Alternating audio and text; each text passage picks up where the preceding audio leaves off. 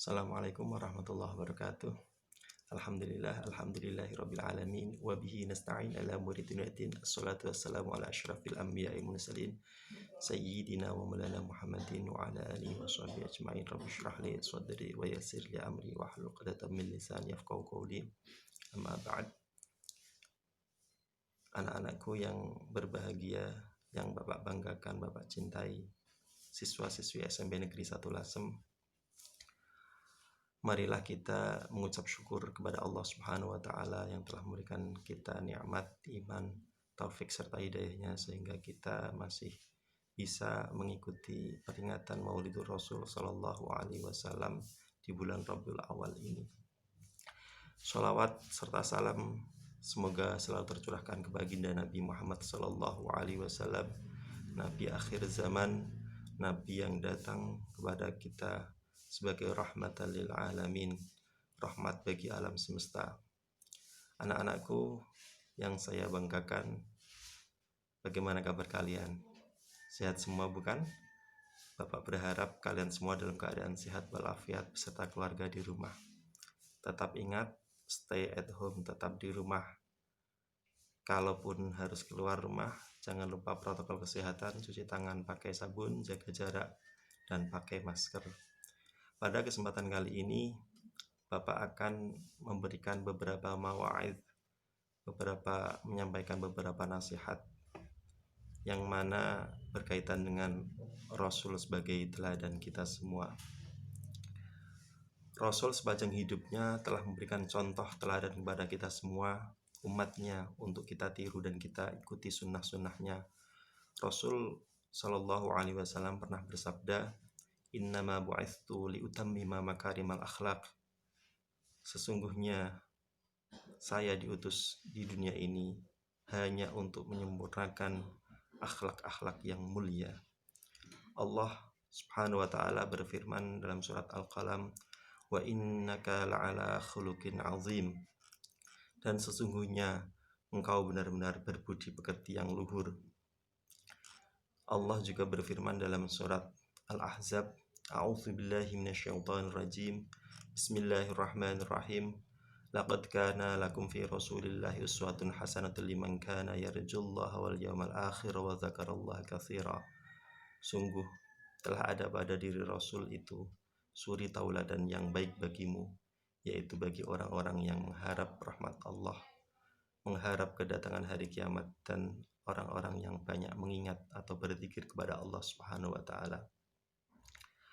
Pada kesempatan kali ini, Bapak akan menghadirkan beberapa sifat atau karakter yang dimiliki oleh setiap nabi, termasuk karakter tersebut dimiliki oleh Rasulullah Sallallahu Alaihi Wasallam, Nabi akhir zaman, Nabi yang paling akhir.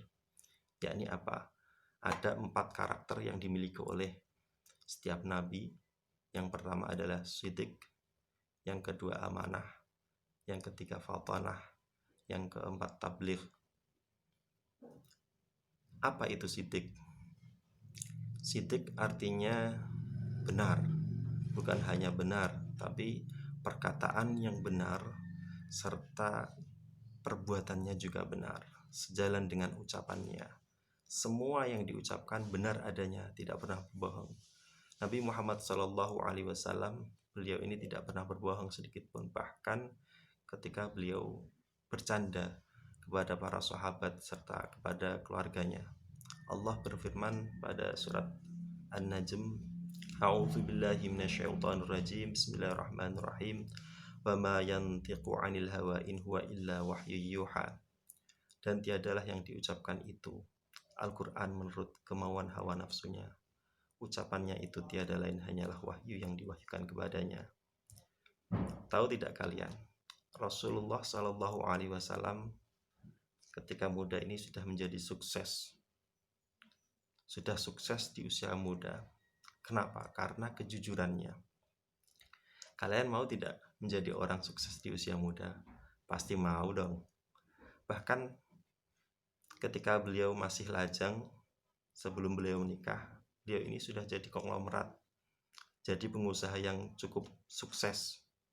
Ini dibuktikan ketika beliau menikah dengan Khadijah, mahar pernikahannya itu adalah 20 ekor unta. Kalau kita kira-kira hitung ya, satu untanya itu harganya sekitar 30 sampai 35 juta. Kita anggap rata-rata 33 juta. Kali 20 itu sudah 660 juta rupiah. Bayangkan seorang pemuda melamar seorang perempuan dengan mahar 660 juta, sekitar setengah miliar lebih. Kira-kira itu orang kaya enggak? Dan beliau ini sudah tidak memiliki orang tua pada waktu itu, karena beliau yatim sudah dari kecil sebelum lahir. Bahkan setelah lahir beliau juga ditinggal ibunya, yaitu sekitar umur 6 tahun. Jadi beliau ini menjadi sukses di usia muda, jauh sebelum beliau ini menikah. Memang Nabi Muhammad SAW ini sering diminta membawa dagangan milik Siti Khadijah, yang mana Siti Khadijah ini salah satu pengusaha paling sukses dan terkaya di Hijaz atau di Mekah pada waktu itu. Publik mengenal sosok Nabi Muhammad SAW ketika muda sebagai orang yang jujur dalam segala hal. Bahkan beliau diberi gelar Al-Amin, orang yang paling dapat dipercaya. Kejujuran pun beliau terapkan pada dunia bisnis. Seperti yang Bapak ceritakan tadi, ada sebuah kisah yang berkaitan dengan kejujuran beliau. Sifat mulia beliau ini malah menjadi sasaran kedengkian para saudagar Quraisy dari Hijaz tentunya, yang menjadi pesaing Nabi Muhammad muda ketika itu. Bagi mereka, dagang itu ya dagang, jujur itu soal lain. Yang penting mereka dapat untung yang banyak, sebanyak-banyaknya, dengan cara menyingkirkan pesaing-pesaing mereka di pasar. Maka suatu ketika mereka ini membuat rencana untuk membangkrutkan atau membuat bangkrut Rasulullah SAW. Beliau ini belum jadi nabi ya, pada waktu itu masih muda. Ketika rombongan pedagang Mekah itu membawa barang dagangan ke Syam atau ke Suriah, kalau sekarang negara Suriah, mereka ini sengaja menjual harga atau menjual barang dagangan mereka dengan harga yang sangat murah, bahkan lebih murah daripada modal atau harga modal, harga belinya. Sehingga apa? Sehingga mereka berharap Nabi atau Muhammad muda ini akan rugi karena barang dagangannya tidak laku. Karena mereka akan menyerbu, para pembeli akan menyerbu barang dagangan para saudagar Quraisy ini. Sementara Nabi Muhammad SAW pada waktu itu tidak mau ikut-ikutan. Kenapa? Karena satu, karena barang dagangan yang dijual itu bukan milik beliau sendiri, tetapi milik bosnya, yaitu Siti Khadijah. Sehingga beliau ini tetap jujur, saya diberi amanah untuk menjual barang dagangan ini, maka saya jual dengan cara saya harus untung meskipun tidak banyak. Akan tetapi beliau ini tetap tidak hanya seperti itu. Beliau ini cerdik dalam membaca pasar, situasi pasar pada waktu itu. Kenapa? Karena pada waktu itu jumlah permintaan jauh lebih tinggi daripada jumlah barang yang ditawarkan. Sehingga oleh beliau, meskipun mereka para saudagar Quraisy ini menjatuhkan harga atau menjual harga dengan harga murah di bawah harga modal, beliau tetap menjual dengan keuntungan meskipun tidak banyak. Alhasil ketika beliau pulang, mereka pulang semua ke Hijaz atau ke Mekah, maka para pedagang itu mengalami kerugian yang besar. Sedangkan Nabi Muhammad semua barang dagangnya masih habis semua, laku terjual dengan keuntungan yang sangat besar pada waktu itu.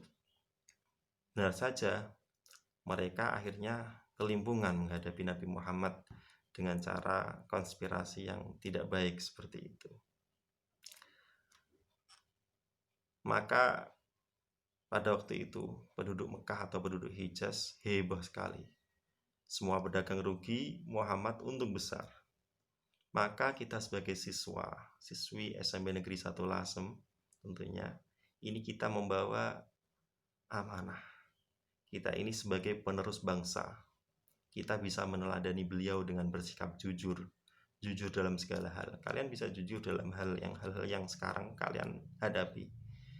Jujur dalam hal mengerjakan tugas, mengerjakan ulangan harian, dikerjakan sendiri, serta jujur dalam melaksanakan penilaian akhir semester yang sebentar lagi akan kita hadapi di akhir bulan November ini. Jujur kepada orang tua dan guru, sudah atau belum mengerjakan tugas. Jangan-jangan ketika ditanya, kamu sudah mengerjakan tugas?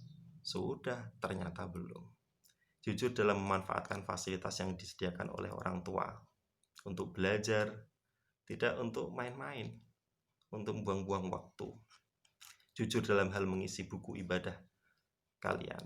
Kalian masih ingat kan kemarin Bapak, Ibu Guru Agama membagikan buku ibadah, buku kegiatan ibadah kalian. Kalian isi itu tanggal berapa, sudah sholat zuhur, asar, maghrib, isya, subuh, dicentang sesuai dengan yang kalian laksanakan. Jujur pada waktu itu kalian sudah mengaji apa belum, kalau sudah mengaji surat apa, ayat berapa, seperti itu. Jadi kita dengan kejujuran kita akan membangun negara ini, bangsa ini menjadi bangsa yang besar. Karakter yang kedua yang dimiliki oleh setiap nabi, termasuk Nabi Muhammad SAW, yakni karakter amanah. Apa itu amanah? Amanah artinya benar-benar bisa dipercaya. Jika satu urusan diserahkan kepadanya, niscaya orang percaya bahwa urusan itu akan dilaksanakan dengan sebaik-baiknya. Oleh karena itu, Nabi Muhammad SAW dijuluki oleh penduduk Mekah dengan gelar Al-Amin seperti yang telah Bapak sampaikan tadi. Yakni apa? Orang yang terpercaya. Bahkan jauh sebelum beliau diangkat jadi Nabi. Apapun yang beliau ucapkan, penduduk Mekah atau penduduk Hijaz pada waktu itu pasti mempercayainya karena beliau ini bukanlah seorang pembohong. Pernah suatu ketika para pemimpin Quraisy, suku-suku di Quraisy atau suku-suku di Mekah ya, pada waktu itu berselisih pendapat ketika mau meletakkan Hajar Aswad di tempatnya kembali. Mereka berdebat, saling berdebat, siapa yang layak. Masing-masing mengatakan, kami ini pemimpin suku kami yang paling layak. Sehingga mereka ini berdebat, semuanya berdebat. Akhirnya pada waktu itu datanglah Rasul, datanglah Nabi Muhammad. Nabi Muhammad pada waktu itu masih muda, belum jadi Nabi. Terus ditanya oleh mereka, ini ada orang yang Al-Amin, orang yang bisa dipercaya. Coba kita tanya kepada dia, siapa yang paling layak di antara kita ini untuk meletakkan Hajar Aswad? Kata Nabi, gini aja, semua masing-masing ini layak menempatkan Hajar Aswad dengan cara beliau usul kepada mereka untuk menggelar kain. Kain digelar, kemudian Hajar Aswad diletakkan di tengahnya oleh tangan beliau, tangan Rasulullah SAW. Kemudian masing-masing ujung kain ini dipegang oleh para pemimpin suku di Hijaz pada waktu itu, sehingga mereka semua mendapatkan solusi yang sangat memuaskan bagi mereka semua. Inilah salah satu bentuk amanah Nabi, bentuk kecerdasan Nabi Muhammad SAW. Sebagai contoh, seorang anak, sebut saja mungkin namanya Andi, ditanya oleh guru, kamu tadi pagi sholat subuh atau belum? Adik menjawab dengan berbohong, iya bu, saya sholat subuh tadi. Terus kemudian ditanya lagi, kamu sholat subuh tadi jamaah apa sendirian? Jamaah bu, sama ayah dan ibu. Padahal dari awal dia sudah berbohong, dia itu belum sholat subuh. Ini salah satu contoh yang tidak baik. Jadi kita harus amanah. Karakter yang ketiga atau sifat yang ketiga yang dimiliki oleh Nabi adalah fatonah. Apa itu fatonah? Fatonah itu kecerdasan. Mustahil Nabi itu berbohong, Nabi itu bodoh, itu mustahil. Dalam menyampaikan 6.000 ayat lebih dan menjelaskannya dalam puluhan ribu hadis, ini membutuhkan kecerdasan yang luar biasa. Kita bisa lihat sekarang ya, hamilul Quran atau orang-orang yang hafal Al-Quran itu, bagaimana mereka selalu mengasah kecerdasan mereka.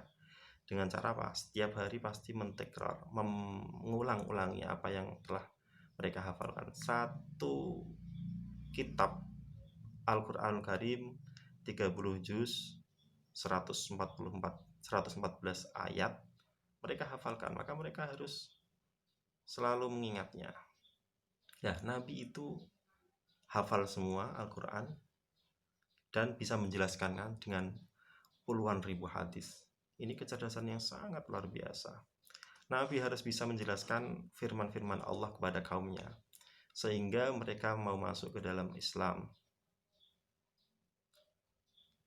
Mereka ini berbondong-bondong masuk Islam. Idza jaa nasrullahi wal fath wa ra'aitan nas yadkhuluna fi dinillahi afwaja. Mereka masuk Islam berbondong-bondong.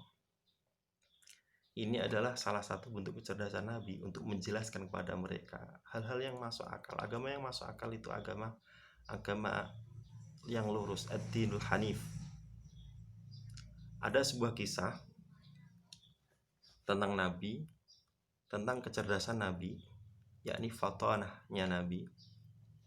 Suatu ketika Nabi ini menghadapi peperangan melawan orang-orang kafir Quraisy. Terus Nabi ingin mengetahui berapa banyak musuh yang akan dihadapi beliau dan para sahabatnya pada peperangan besok. Ini adalah perang Badar pada waktu itu ya. Akhirnya Nabi tidak mengutus seseorang untuk menghitung jumlah pasukan mereka, enggak. Tapi Nabi bertanya kepada 2 orang Quraisy yang biasanya menghidangkan minuman untuk pasukan Quraisy. Beliau bertanya, berapa banyak unta yang dihabiskan untuk sekali makan? Mereka menjawab 9 sampai 10 ekor.